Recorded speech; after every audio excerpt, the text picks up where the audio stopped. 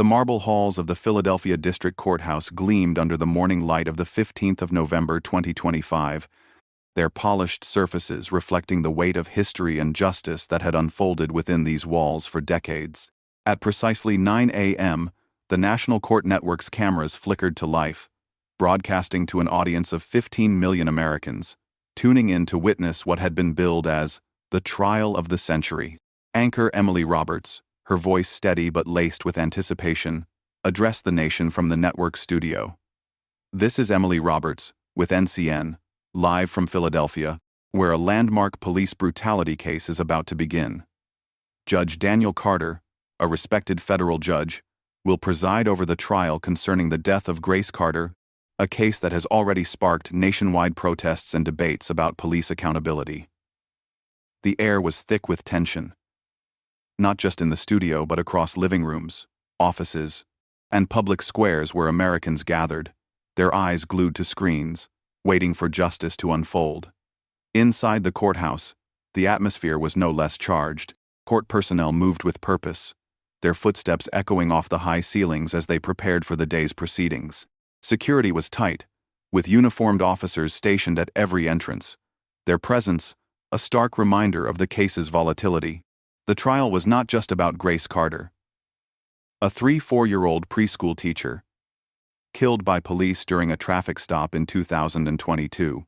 It was about the systemic failures that had allowed her killers to walk free for 3 years. For Judge Daniel Carter, the case was personal. Grace was his older sister, the woman who had raised him after their parents died, who had taught him to believe in fairness, in the law, in the possibility of a better world. Now, as he adjusted his tie in his chambers, Daniel felt the weight of her memory pressing against his chest, a quiet resolve anchoring him against the storm of emotions. He was 42, a man who had risen through the legal ranks with a reputation for impartiality and courage. But today, he was more than a judge. He was a brother seeking justice, not just for Grace but for every family torn apart by the unchecked power of those sworn to protect. Daniel stepped out of his chambers, his black suit crisp, his briefcase in hand, and began the short walk to courtroom 3 Amperes. The hallway was a grand corridor, lined with portraits of past judges, their stern faces watching over the present. He moved with purpose, his polished shoes clicking rhythmically against the marble floor. The faint hum of the NCN cameras could be heard through the heavy oak doors of the courtroom, where reporters and spectators waited, their anticipation palpable. Daniel's mind was focused, replaying the details of the case. Grace's death, the falsified police reports, the hidden body camera footage that had taken 3 years of legal battles to uncover. He was ready to deliver an opening statement that would set the tone for a trial that could redefine American justice. But as he approached the courtroom doors, 2 uniformed officers stepped into his path, their postures rigid, their eyes narrowing with suspicion.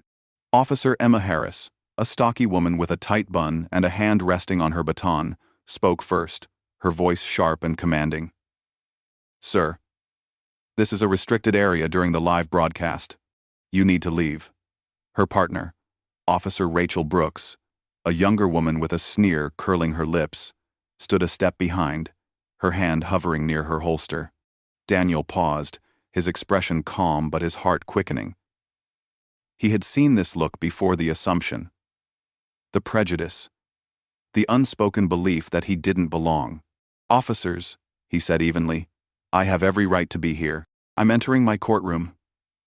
His voice was firm, professional, but it carried the weight of a man who had spent years navigating spaces where his presence was questioned. Harris's eyes flicked over him, taking in his suit, his briefcase, his dark skin. Her sneer deepened. "Your courtroom? Sir, I don't care what you think your rights are. You're disrupting a federal proceeding. Move along." Brooks stepped closer, her posture aggressive, her voice dripping with condescension. "You heard her. Get out, or we'll make you." Daniel's gaze shifted to the courtroom doors, where the faint red light of the NCN camera blinked through the glass panel, capturing every moment. He knew millions were watching, their screens showing this confrontation in real time. He took a slow breath, steadying himself. "Perhaps you should check who's presiding over this proceeding," he said, his voice calm but laced with steel. The words hung in the air, a challenge to their authority. But before he could take another step, Harris's hand shot out, grabbing his shoulder with a force that sent a jolt of pain through his body. "Don't test me," she barked, and in a swift, practiced motion, she spun him around and slammed him against the oak door. The impact was deafening, a sickening crack that reverberated through the courthouse's audio system and out to the 15 million viewers watching in horror. Daniel's head struck the brass nameplate on the door, the sharp edge slicing into his forehead. He crumpled to the cold marble floor, blood pooling beneath his dark hair, staining the pristine surface in a vivid crimson arc. The live audio feed carried the thud of his body hitting the ground, a sound that would haunt the nation for years to come. Gasps erupted from the courtroom beyond the doors, where spectators and reporters had heard the commotion. The NCN cameras zoomed in, their lenses capturing every detail. The blood, the motionless figure of Daniel Carter, the officers standing over him with an air of casual indifference. Emily Roberts' voice faltered in the studio as she tried to process what she was seeing. "Ladies and gentlemen, we are witnessing an extraordinary and disturbing event at the Philadelphia District Courthouse. A man has just been assaulted by security officers in the hallway, and my God, we're getting reports that this may be Judge Daniel Carter himself." In living rooms across America, viewers leaned closer to their screens, their hearts pounding, their phones already lighting up with posts and hashtags. Justice for Carter began trending within seconds, the outrage spreading like wildfire. Back in the hallway, Daniel stirred, his vision blurry, the metallic taste of blood filling his mouth. Pain radiated from his forehead, but his mind was razor-sharp, fueled by a clarity born of purpose. He reached for his briefcase, which had skidded across the floor during the assault, its contents spilling onto the marble. Harris scoffed, her voice dripping with disdain. "Stay down, sir. You're lucky we're not arresting you for resisting." Brooks smirked, adding, "You should be thanking us for keeping this courthouse secure." Their words were a grotesque echo of the same justifications Daniel had heard in the reports about Grace's death, excuses that painted victims as threats, that turned violence into procedure. Bailiff Thomas Reed, a veteran court officer with a graying beard and a no-nonsense demeanor, burst through the courtroom doors, his eyes widening at the sight of Daniel lying in a pool of blood. "What the hell happened here?" he demanded, his hand moving to his radio to call for medical assistance and FBI backup. Harris, still breathing heavily from the exertion, responded in a monotone that betrayed her lack of remorse. Suspect was interfering with court proceedings and became combative. He fell during the arrest. Brooks nodded, her face a mask of practiced calm. The courthouse's sophisticated audio and video systems had captured every second of the assault, transmitting it live to the nation. There would be no cover-up, no falsified reports, no union protection to shield them from the consequences. Reed knelt beside Daniel, his voice urgent but steady. "Judge Carter, stay still. Help's on the way." Daniel's hand trembled as he reached into his briefcase, ignoring the pain shooting through his skull. "My robe," he whispered, his voice hoarse but resolute. Reed hesitated, glancing at the spilled contents of the briefcase, where a folded black garment lay among scattered papers. "Sir, you need medical attention, not my robe," Daniel repeated, his tone leaving no room for argument. Reed retrieved the garment and handed it to him, his expression a mix of concern and awe. With shaking hands, Daniel unfolded the judicial robe, its black fabric heavy with symbolism. He struggled to his feet, blood still trickling down his cheek, staining his white shirt. The crowd that had gathered, court clerks, attorneys, security guards, watched in stunned silence as he draped the robe over his shoulders, the act deliberate, ceremonial, a declaration of authority in the face of violence. The gasps from the onlookers were audible even through the live broadcast, the realization spreading like a shockwave. "He's the judge," someone whispered, the words carrying through the hallway and into the homes of millions. Harris's face drained of color, her earlier confidence evaporating as the implications hit her like a physical blow. Brooks took a step back, her eyes darting toward the cameras, as if distance could undo what they had done. Daniel straightened, swaying slightly but holding his ground, his bloodied face a stark contrast to the pristine robe. He turned to face the officers, his voice steady despite the pain. "I am Judge Daniel Carter, presiding judge of this courthouse, and I was scheduled to begin the trial of officers John Mitchell and Sarah Evans, who killed my sister, Grace Carter, 3 years ago." The silence that followed was deafening, the weight of his words amplified by the live feed. The NCN cameras zoomed in on his face, capturing the blood, the resolve, the unyielding dignity of a man who had just become a symbol of everything wrong with American policing. Inside the courtroom, attorney Laura Bennett, the lead prosecutor, heard the commotion and rushed to the doors. When she saw Daniel on the floor, her legal mind immediately grasped the magnitude of the situation. This wasn't just an assault. It was a federal crime, committed on live television, against a judge presiding over a case that could dismantle the culture of police impunity. "Your Honor," she said, her voice trembling with a mix of anger and concern, "we need to get you to a hospital." Daniel shook his head, his eyes fixed on the cameras. "Justice doesn't wait, Laura. This trial starts now." The NCN director, Sarah Kim, shouted instructions to her crew from the control room. "Keep the cameras rolling. This is bigger than anything we've ever covered." Outside, FBI agent Michael Torres, stationed in Philadelphia to monitor the trial's security, received an urgent call. "Assault on a federal judge in progress." The dispatcher's voice crackled through his radio. "All units, respond immediately." Torres was already moving, his team converging on the courthouse, their sirens cutting through the morning air. Back in the hallway, Daniel took a step forward, his robe billowing slightly, blood still dripping onto the marble. He addressed the officers directly, his voice carrying the full weight of his authority. "Officers Harris and Brooks, you have just assaulted a federal judge in front of 15 million witnesses. But more than that, you've shown the nation exactly what my sister faced 3 years ago. Officers who see a black person and assume they don't belong, who choose violence over reason, who believe their badge gives them the right to brutalize."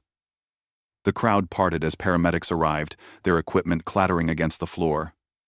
But Daniel raised a hand, stopping them from approaching. "I'm not leaving this courthouse," he said, his voice firm. "This trial will proceed, and I will preside, because what happened here today is exactly why this case matters." He turned to the cameras, his blood-streaked face filling screens across America. "To the people watching, what you've just seen is not an isolated incident.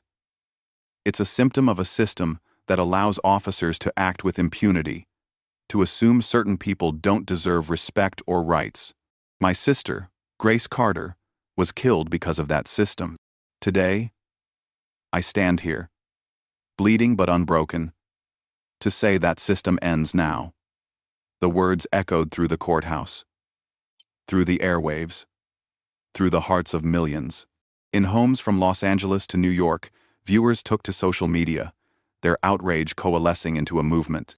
Number Justice for Grace and Number Carter Stands trended worldwide, shared by activists, politicians, and ordinary citizens who saw in Daniel's defiance a call to action. The assault on Judge Daniel Carter had not just shocked the nation. It had lit a fuse that would burn through every institution that had shielded bad cops for too long. As paramedics finally convinced Daniel to sit, cleaning the gash on his forehead, Bailiff Reed stood guard, his radio crackling with updates from the FBI. Harris and Brooks stood frozen, their faces pale, their careers unraveling in real time. Other officers in the hallway began to distance themselves, their expressions a mix of shock and shame. They knew what had happened was indefensible, a stain on their profession. Attorney Bennett approached Daniel, her voice low but urgent. "Your Honor, this changes everything. We need to address the assault before the trial begins." Daniel nodded, wincing as the paramedic applied pressure to his wound. "We will, Laura. But the trial comes first. Grace deserves that." He looked at the courtroom doors, the red light of the NCN camera still blinking, a silent witness to history. "This isn't just about me," he said, his voice barely above a whisper but carrying the weight of a lifetime of grief. "It's about every black person who's been told they don't belong, every victim of police violence who's been silenced. Today, we make sure their voices are heard." The paramedics finished their work, bandaging his forehead. But Daniel refused to leave for the hospital. He stood, his robe now stained with blood, and walked toward the courtroom doors. The crowd parted, their silence a testament to the moment's gravity. As he pushed open the doors, the cameras followed, capturing the image of a wounded judge, a black man, a brother, stepping into his courtroom to deliver justice in a nation that had just seen its own reflection and found it wanting. The Philadelphia District Courthouse was a hive of controlled chaos in the hours following the assault on Judge Daniel Carter. The marble hallway, still stained with his blood, had been cordoned off by yellow tape, now a crime scene under FBI scrutiny. The National Court Network's cameras, though no longer broadcasting live from the hallway, had shifted focus to the courtroom, where 15 million Americans remained glued to their screens, waiting for the trial to begin. The nation's outrage was palpable, a digital tidal wave crashing across social media with hashtags like #JusticeForGrace and #Carter stands trending in every major city. Inside courtroom 3 amperes, Daniel sat at the bench, his judicial robe draped over his blood-stained shirt, the fresh bandage on his forehead, a stark reminder of the violence that had unfolded just minutes ago. His head throbbed with each heartbeat, but his resolve was unshaken. He had refused hospital treatment, insisting that the trial of officers John Mitchell and Sarah Evans, the 2 police officers accused of killing his sister Grace Carter, proceed as scheduled. The weight of her memory, her laughter, her unwavering belief in fairness, anchored him to his duty. Grace had been a preschool teacher, a woman who spent her days shaping young minds with kindness and patience, only to be gunned down in a parking lot for the crime of being black and reaching for her driver's license. Daniel's eyes scanned the packed courtroom, attorneys, jurors, spectators, and reporters all waiting for him to speak. The air was heavy with anticipation, the kind that comes when history is about to be made. He cleared his throat, his voice steady despite the pain. "This court will come to order," he announced, the gavel's sharp rap cutting through the murmurs. "We are here to seek justice for Grace Carter. And nothing, not even the events of this morning, will delay that process." Outside, FBI agent Michael Torres led a team of investigators swarming the courthouse. The assault on a federal judge was a federal crime, and the fact that it had been broadcast live to millions made it a national emergency. Torres, a seasoned agent with a reputation for rooting out corruption, moved with purpose, his radio crackling with updates. "We need every security camera feed from the last hour," he barked to a technician. "And I want those officers' personnel files on my desk in 10 minutes. The officers in question, Emma Harris and Rachel Brooks, sat in a holding cell downstairs, their badges confiscated, their faces pale with the realization that their careers, and likely their freedom, were over. The courthouse's surveillance system had captured their assault on Daniel in high definition, leaving no room for denials or excuses. But Torres's investigation was digging deeper, driven by a nagging suspicion that the assault wasn't an isolated incident. He had been monitoring the Grace Carter case for months, aware of its significance, and now he wondered if the same culture of impunity that had allowed Grace's killers to evade justice for 3 years had emboldened Harris and Brooks to attack a judge in broad daylight. Back in the courtroom, Daniel's focus was unwavering. He nodded to attorney Laura Bennett, the lead prosecutor, a woman with a razor-sharp mind and a passion for dismantling systemic injustice. "Miss Bennett, you may proceed with your opening statement," he said, his voice carrying the authority of a man who had just stared down violence and refused to flinch. Laura stood, her dark blazer crisp, her expression a mix of determination and fury. She faced the jury, 12 men and women whose faces reflected the nation's diversity and its divisions. "Ladies and gentlemen," she began, her voice clear and commanding. 3 years ago, Grace Carter, a 3-4-year-old preschool teacher, was driving home from a parent-teacher conference when she was pulled over by officers John Mitchell and Sarah Evans. What should have been a routine traffic stop turned into a death sentence.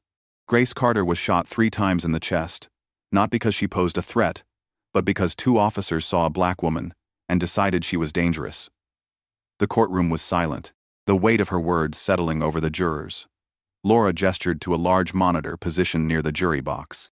"What you are about to see is body camera footage that the Philadelphia Police Department claimed was lost for 3 years. It was only through a federal lawsuit, led by the Carter family, that this evidence was recovered. This footage will show you exactly what happened on the night of the 12th of April 2022, and it will prove that officers Mitchell and Evans lied to cover up a murder. The monitor flickered to life, displaying the timestamp. The 12th of April 2022, 7:32 p.m.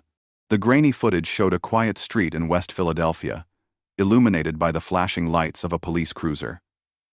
Grace Carter's blue sedan was pulled over near a community center, where she volunteered on weekends. She sat in the driver's seat, her hands visible on the steering wheel, her posture calm and compliant. Officer John Mitchell's voice came through the audio, gruff and authoritative. "Ma'am, do you know why we pulled you over?" Grace's response was polite, her voice steady. "No, officer, I don't. I was driving the speed limit, and my car is in good condition." Mitchell's tone sharpened. "Your rear license plate light is out. Step out of the vehicle." The footage clearly showed both license plate lights functioning, a detail that drew gasps from the jurors. Grace hesitated, her voice still calm. "Officer, I'd be happy to show you my license and registration. May I reach for them?" Mitchell's response was immediate and aggressive. "I said, step out, now." Officer Sarah Evans, visible on the passenger side, added, "Don't make this harder than it needs to be."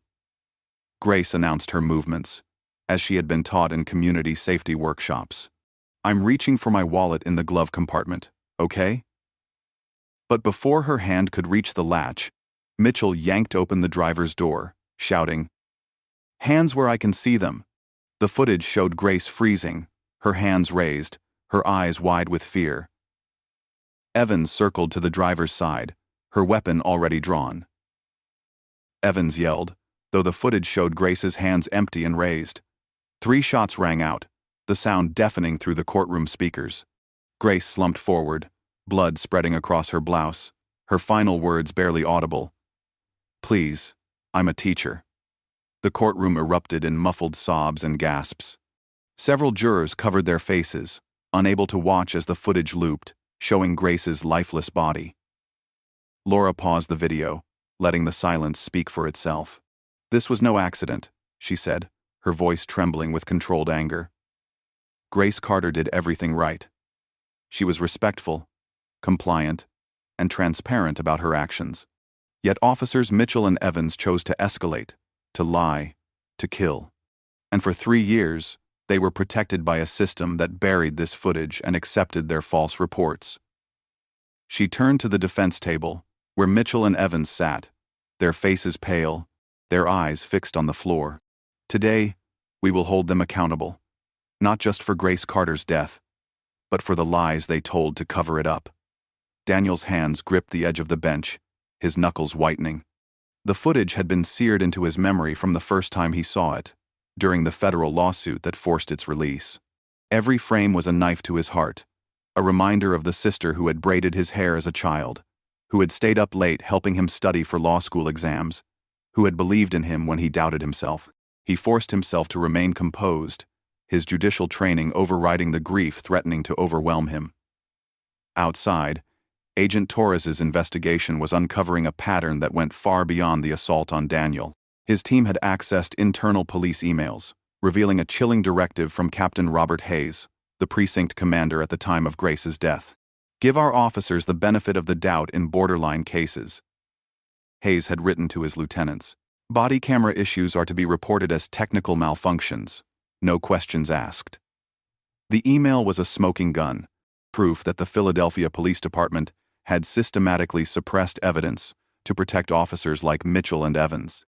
Torres shared his findings with his superior, agent in charge Lisa Nguyen, who was already coordinating with the Department of Justice. "This isn't just about one case," Torres said, his voice grim.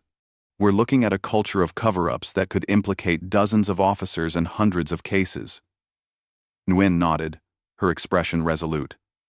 "Get me everything you can. If this department is rotten, we're going to clean it out, starting with those 2 officers downstairs." Back in the holding cell, Harris and Brooks were beginning to grasp the gravity of their actions. Their union representative, James Carter, no relation to Daniel or Grace, had arrived, But his usual bluster was absent. "You assaulted a federal judge on live TV," he said, shaking his head. "There's no defense for this. The best we can do is negotiate a plea." Harris, her earlier bravado gone, whispered, "We didn't know he was a judge." Brooks, tears streaming down her face, added, "He didn't look like he belonged there." The words hung in the air, a damning admission of the prejudice that had driven their actions. In the courtroom, the defense attorney, Mark Sullivan, rose to deliver his opening statement. Sullivan was a veteran lawyer known for defending police officers, but today, his confidence was shaken. The assault on Daniel had shifted the trial's dynamics, making his client's actions seem like part of a broader pattern of police misconduct. "Ladies and gentlemen," he began, his voice measured, "Officers Mitchell and Evans were doing their duty on a dangerous night shift. They made a split-second decision based on their training and their perception of a threat. Police work is unpredictable, and mistakes, however tragic, can happen." His words fell flat.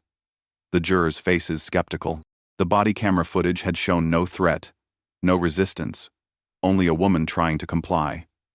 Sullivan pivoted, trying to salvage his case. "The prosecution will try to paint this as a racial issue, but my clients acted based on procedure, not prejudice." Daniel leaned forward, his voice cutting through the courtroom like a blade. "Counselor, are you suggesting that shooting an unarmed woman in the chest complies with any known police procedure?" Sullivan faltered, his argument crumbling under the weight of Daniel's authority and the undeniable evidence. Laura seized the moment, calling her first witness, Detective Maria Lopez from Internal Affairs, who had investigated Grace's death 3 years ago. Lopez took the stand, her posture stiff, her eyes avoiding Daniel's.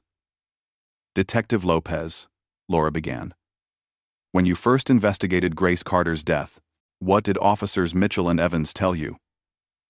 Lopez consulted her notes, though she clearly knew the answer.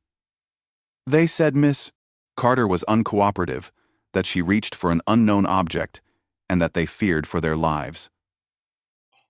Laura's voice sharpened. "And did you review the body camera footage at the time?" Lopez hesitated, her voice barely audible.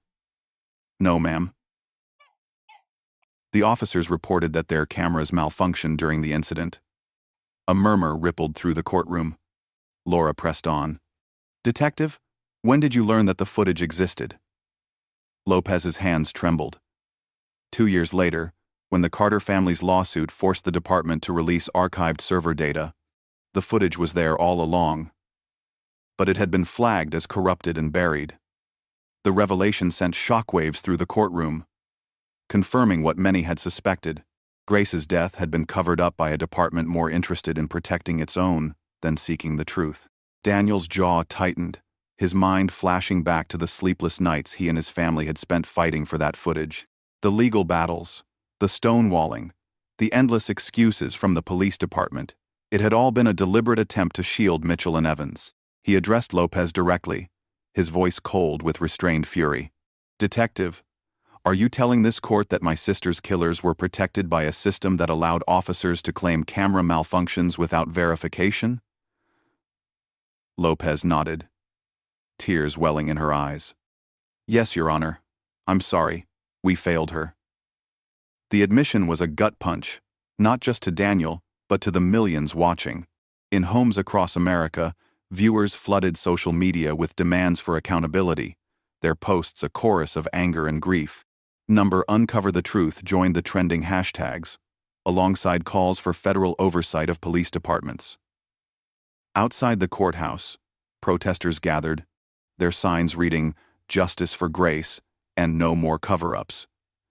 News crews from CNN, MSNBC, and Fox had set up camp, their reporters scrambling to keep up with the story's rapid escalation. Agent Torres's investigation was moving at breakneck speed. His team had uncovered a second email from Captain Hayes, sent the day after Grace's death, instructing his team to close the Carter case quickly and avoid unnecessary scrutiny.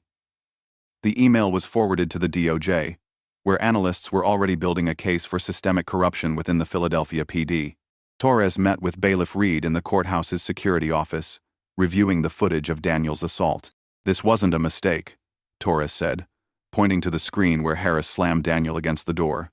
"They didn't even ask for his ID. They saw a black man in a suit and assumed he was a threat." Reed, a man who had seen decades of courthouse drama, shook his head. "I've worked with Judge Carter for years. He's one of the best. This is going to change everything." Torres nodded, his mind already racing to the broader implications. If a federal judge could be assaulted in his own courthouse, what chance did ordinary citizens have against officers who acted with such impunity? Back in the courtroom, Laura called her next witness, a forensic analyst named Dr. James Patel, who had examined the body camera footage. Patel, a meticulous man with wire-rimmed glasses, took the stand with a stack of reports. "Dr. Patel," Laura asked, "what did your analysis of the footage reveal about Grace Carter's actions?" Patel adjusted his glasses, his voice calm but authoritative. Miss Carter was fully compliant. She kept her hands visible, announced her intentions to retrieve her wallet, and made no sudden movements. "The officer's claims of a threat are not supported by the evidence." Laura displayed a still frame from the footage, showing Grace's hands raised, her wallet visible on the passenger seat. "And what about the claim that her license plate light was out?" Patel shook his head. Both lights were fully operational, as confirmed by the footage and the vehicle's maintenance records. The jurors exchanged glances, their skepticism of the defense growing. Sullivan objected, his voice desperate. "Your Honor, this is speculative. The officer's perception of danger is what matters." Daniel's response was immediate. "Overruled. The footage speaks for itself, Counselor. Perception does not justify execution." As the trial adjourned for the day, Daniel remained at the bench, his robe now stiff with dried blood. Laura approached, her expression a mix of admiration and concern. "Your Honor, you need to see a doctor. You could have a concussion." Daniel shook his head, his eyes fixed on the empty jury box. "Grace waited 3 years for this day, Laura. I'm not stopping now." Outside, the protests had grown, with thousands gathering in front of the courthouse, their chants audible through the thick walls. "Justice for Grace. Justice for Carter." The NCN cameras captured the scene, broadcasting it to a nation on edge. Emily Roberts, back in the studio, struggled to maintain her composure. "What we are witnessing in Philadelphia is a reckoning," she said, her voice breaking. "The assault on Judge Carter and the revelations about Grace Carter's death have exposed a system that has failed too many for too long." In his chambers, Daniel sat alone, the weight of the day pressing down on him. He touched the bandage on his forehead, his fingers tracing the scar that would mark him for life. But it wasn't the pain that haunted him, it was the knowledge that Grace's death, and his own assault, were symptoms of a deeper sickness.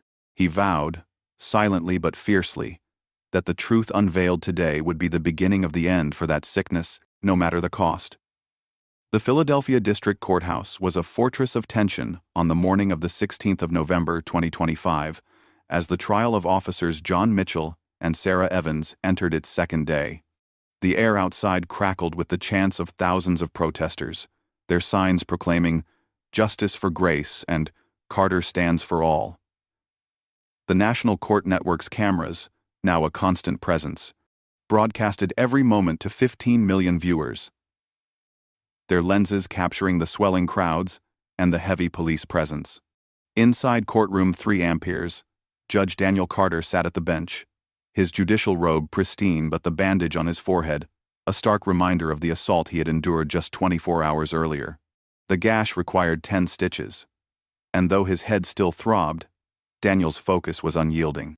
He had refused calls from colleagues, civil rights leaders, and even the Department of Justice urging him to recuse himself, citing the personal nature of the case and the trauma of his attack. To Daniel, stepping down would mean letting Grace's killers and the system that shielded them win. He would not allow that. The courtroom was packed to capacity, with jurors, attorneys, reporters, and spectators filling every seat, their faces a mix of anticipation, anger, and hope. The nation was watching, and Daniel knew that every word, every ruling, would be scrutinized for generations. He rapped his gavel, the sound sharp and commanding. "Court is now in session," he announced, his voice steady despite the pain radiating from his wound. "Miss Bennett, you may call your next witness." Attorney Laura Bennett rose, her presence commanding as she addressed the jury. The 40-year-old prosecutor had spent 3 years preparing for this moment, her determination fueled by the Carter family's relentless fight for justice. "Ladies and gentlemen," she began, her voice clear and resonant. "Yesterday, you saw undeniable evidence that Grace Carter was murdered in cold blood by officers John Mitchell and Sarah Evans. Today, we will show you how their lives were protected by a system designed to shield bad cops from accountability." She called her next witness, Dr. Emily Chen, a forensic pathologist with 20 years of experience. Dr. Chen took the stand, her demeanor calm but her eyes sharp with purpose. Laura held up a copy of the autopsy report, its pages marked with clinical precision. "Dr. Chen, can you confirm the cause of Grace Carter's death?" Chen nodded, adjusting her glasses. Grace Carter died from 3 gunshot wounds to the chest, fired at close range. The bullets penetrated her heart and lungs, causing immediate and fatal blood loss. The jurors leaned forward, their faces grim. Laura displayed a diagram on the courtroom monitor, showing the bullet trajectories. "And what does the angle of these wounds tell us about Grace's position when she was shot?" Chen's voice was firm. "The entry wounds indicate that Miss Carter was standing with her hands raised, facing away from the officers. The bullets entered at a downward angle, consistent with her being shot while standing still, not lunging or moving aggressively." A murmur rippled through the courtroom, the weight of the evidence sinking in. Laura turned to the jury, her voice rising with controlled fury. Grace Carter was not a threat. She was a preschool teacher, a volunteer, a sister, complying with every command. Yet officers Mitchell and Evans shot her in the chest and lied to cover it up. She paused, letting the words settle, then called her next witness, Marcus Reed, a retired police officer who had trained both Mitchell and Evans at the academy. Reed, a grizzled man in his 60s with a weathered face, took the stand reluctantly, his loyalty to the badge warring with his duty to tell the truth. "Mr. Reed," Laura began, "did you teach officers Mitchell and Evans about de-escalation techniques during their training?" Reed nodded, his voice gruff. "Yes, ma'am. It's standard protocol. We train officers to defuse situations, to use force only as a last resort." Laura's eyes narrowed. "And based on the body camera footage you've seen, did officers Mitchell and Evans follow those protocols on the night of the 12th of April 2022? Reed hesitated, his jaw tightening.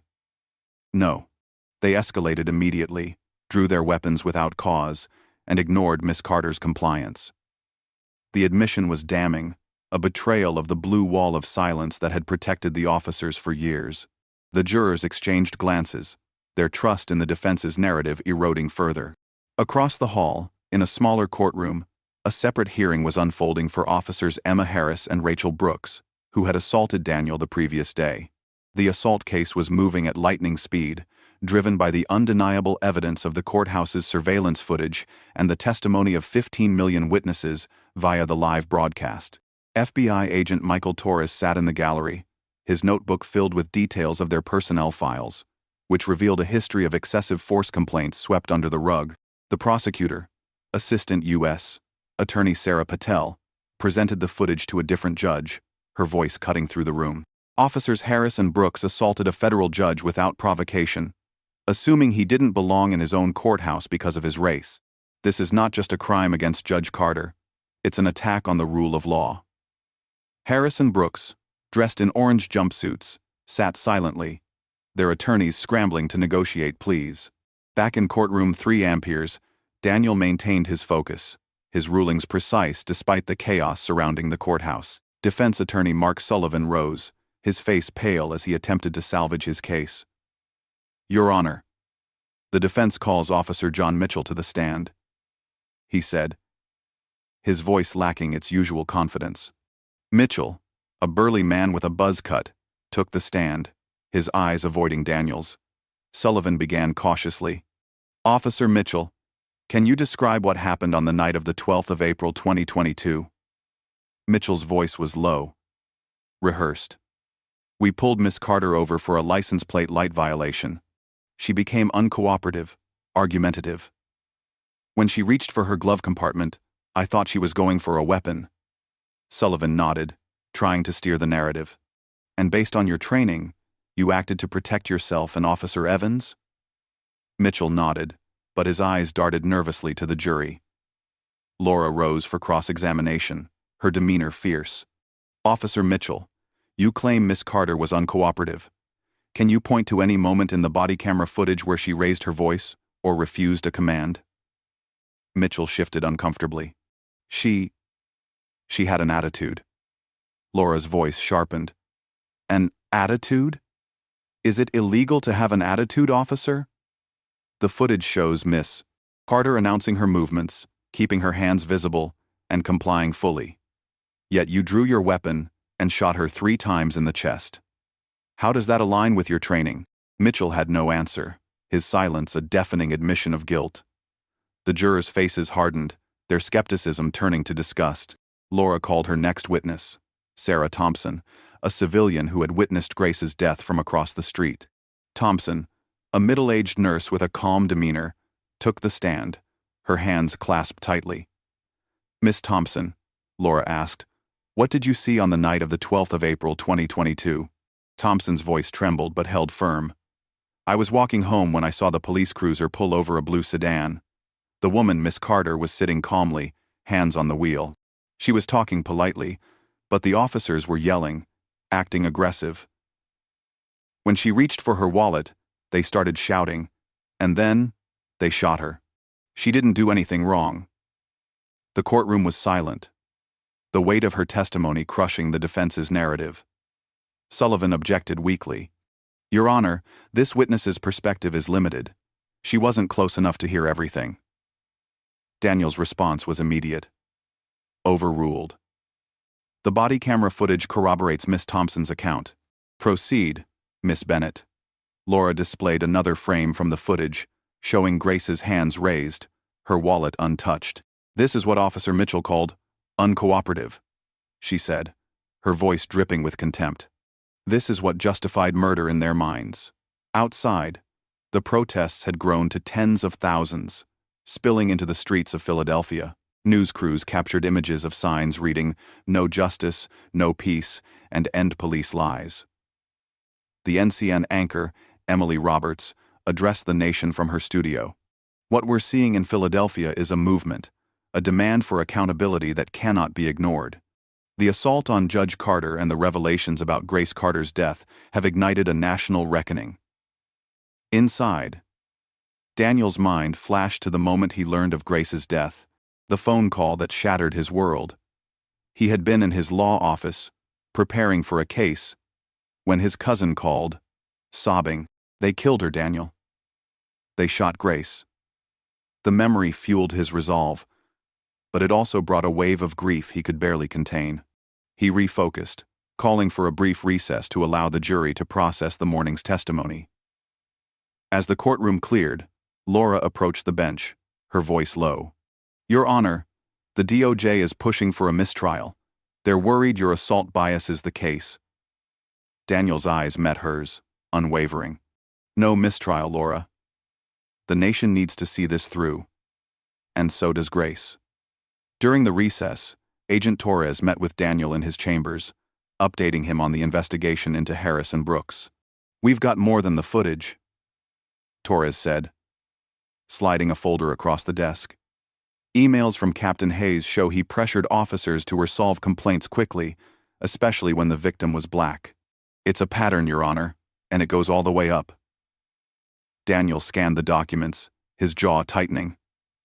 This is what killed Grace, he said, his voice barely above a whisper. They didn't just kill her, they buried her truth. Torres nodded. We're building a case against the department. Harris and Brooks are just the tip of the iceberg. Daniel handed back the folder, his expression resolute. Make it airtight, Agent. No one walks away from this. Back in the courtroom, the trial resumed, with Laura calling her final witness. Lieutenant David Kim, the officer who had archived the body camera footage. Kim, a nervous man in his 30s, took the stand, his hands fidgeting. "Lieutenant Kim," Laura asked, "why was the footage from Grace Carter's death marked as corrupted for 3 years?" Kim swallowed hard. "I was ordered by Captain Hayes to flag it as unusable. He said it was standard procedure for problematic cases." The courtroom gasped, the revelation confirming the systemic cover-up. Daniel leaned forward, his voice cold. "Lieutenant, are you saying your department deliberately hid evidence that could have brought justice to my sister 3 years ago?" Kim nodded, his voice breaking. "Yes, Your Honor. I'm sorry. I should have spoken up." The admission was a bombshell, amplifying the nation's outrage. Social media exploded with calls for Hayes' arrest, with number "Uncover the Truth" trending alongside images of Daniel's bloodied face from the previous day. Laura concluded her case, her voice ringing with conviction. "Ladies and gentlemen, Grace Carter was murdered, and her killers were protected by a system that valued their badges over her life. Today, you have the power to hold them accountable." Sullivan's defense was crumbling. He called Officer Evans to the stand, but her testimony mirrored Mitchell's vague, rehearsed, and contradicted by the footage.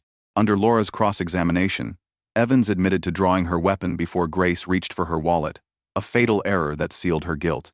As the day ended, Daniel announced a brief adjournment, allowing the jury to deliberate. Outside, the protests had become a sea of candlelight vigils, with families of other police brutality victims joining the crowd. The NCN cameras captured a young woman, Grace's former student, holding a sign, "Grace taught me love, not fear." Emily Roberts' voice broke as she reported, "This trial is no longer just about Grace Carter or Judge Daniel Carter. It's about whether America can confront its failures and choose justice." In the jury room, deliberations were swift. After 4 hours, the foreman, a retired firefighter named Robert Ortiz, signaled they had reached a verdict. The courtroom reconvened, the tension palpable.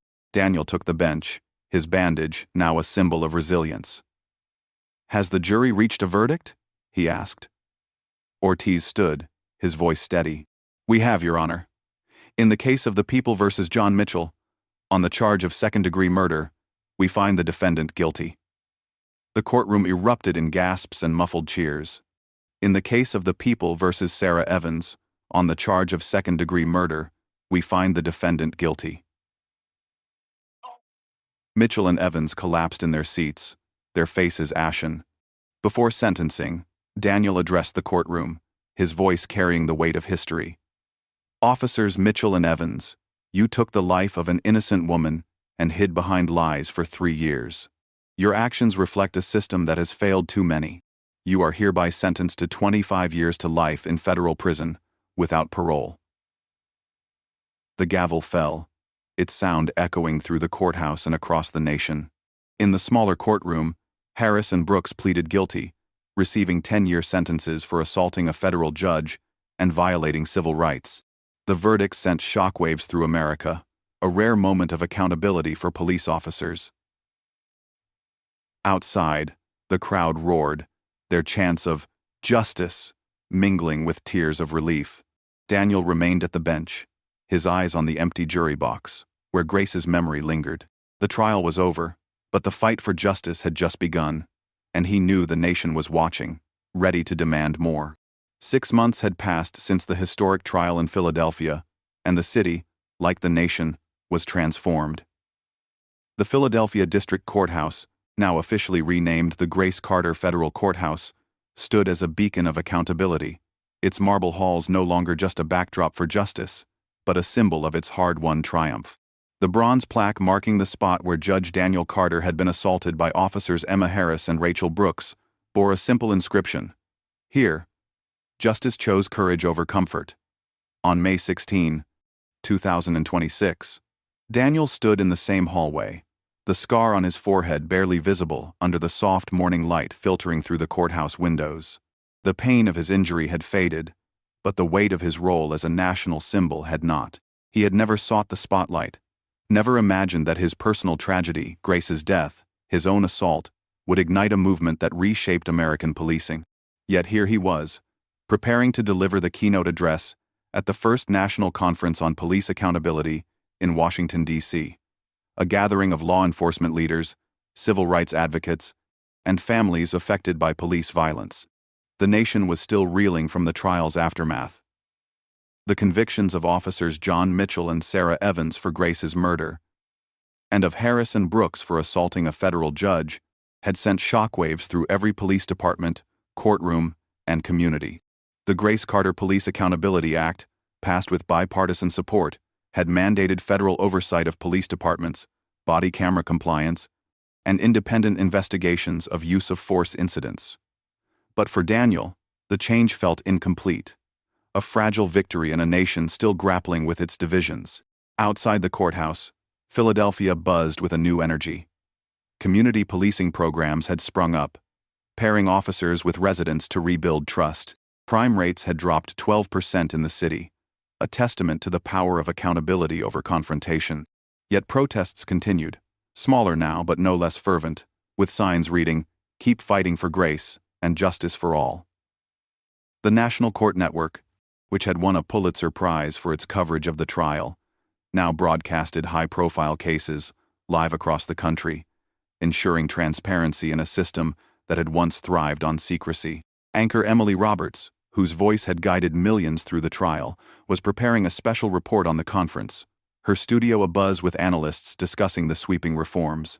"What Judge Carter did," she said to her audience, "was show us that justice isn't inevitable. It's a choice made by individuals who refuse to back down." Inside his chambers, Daniel adjusted his judicial robe, the same one he had worn that fateful day, now cleaned of blood but heavy with memory. His assistant, Maria Gonzalez, handed him a stack of messages from the White House, the NAACP, and international human rights groups. "You're changing the world, Your Honor," she said softly. Daniel shook his head, his expression weary. "I just wanted justice for Grace, Maria." The world decided to follow. At the conference venue in D.C., Daniel stepped onto the stage, the auditorium packed with police chiefs, activists, and families holding photos of loved ones lost to police violence. The applause was thunderous, but Daniel raised a hand, silencing the crowd. "This isn't about me," he began, his voice steady but laced with emotion. "This is about Grace Carter, a woman who taught children to dream, who volunteered her time to make her community better, who deserved to live. This is about every family who has lost someone to a system that too often protects the powerful over the vulnerable." He paused, his eyes scanning the room, settling on a young officer in the front row, Kevin Lee, a rookie from Philadelphia who had joined the force after the trial. Inspired by Daniel's courage, Kevin's uniform was crisp, his face earnest, a stark contrast to the officers who had once stood over Daniel's bloodied body. "6 months ago," Daniel continued, "I walked into my courthouse to seek justice for my sister. I was assaulted by officers who assumed I didn't belong, who saw my skin and decided I was a threat. That moment, broadcast to 15 million Americans, was a mirror held up to our nation, a mirror that showed us the cost of unchecked power." The audience was silent, hanging on his every word. Daniel's voice grew stronger, his scar catching the stage lights. But that mirror also showed us something else: the power of truth. When those officers, Mitchell, Evans, Harris, and Brooks, were held accountable, it wasn't just a victory for Grace or for me. It was a victory for every person who has ever been told they don't belong, who has been silenced by a badge, who has been denied justice because of who they are. He gestured to the families in the audience, their faces etched with grief but also hope. "You are why we're here. Your pain, your courage, your refusal to give up, these are the forces that are changing America." The room erupted in applause, but Daniel's focus shifted to Kevin Lee, who stood, his hand raised hesitantly. "Your Honor," Kevin said, his voice trembling but clear, "I became a cop to serve. What happened to you and Grace made me question everything, but it also made me want to change things from the inside. How do we do that? How do we make sure this never happens again?" The question hung in the air, a challenge to every officer in the room. Daniel stepped closer to the edge of the stage, his eyes locked on Kevin's. You start by choosing courage over comfort, Officer Lee. You speak up when you see a colleague cross a line, even if it costs you. You wear your badge as a promise to protect everyone, not just those who look like you or think like you. You hold yourself accountable, because if you don't, the system won't. Kevin nodded, his jaw set with determination, and the audience applauded, the sound a mix of affirmation and resolve. Daniel's words were not just for Kevin but for every officer watching the live broadcast, for every community leader, for every citizen who had joined the movement sparked by Grace's death. Back in Philadelphia, the Grace Carter Foundation, established by Daniel to support victims of police violence, was thriving. It had already helped dozens of families navigate the legal system, funded community programs to bridge the gap between police and residents, and pushed for reforms in police training. The foundation's office, located near the courthouse, was adorned with photos of Grace, smiling with her students, volunteering at the community center, laughing with Daniel at a family barbecue. Each image was a reminder of what had been lost and what had been gained. In Washington, the conference continued with panels on body camera compliance, de-escalation training, and civilian oversight. Police chiefs from across the country shared stories of reform. In Los Angeles, mandatory intervention policies required officers to stop colleagues using excessive force. In Chicago, independent investigators now handled all use of force complaints. In New York, community boards had a say in officer promotions.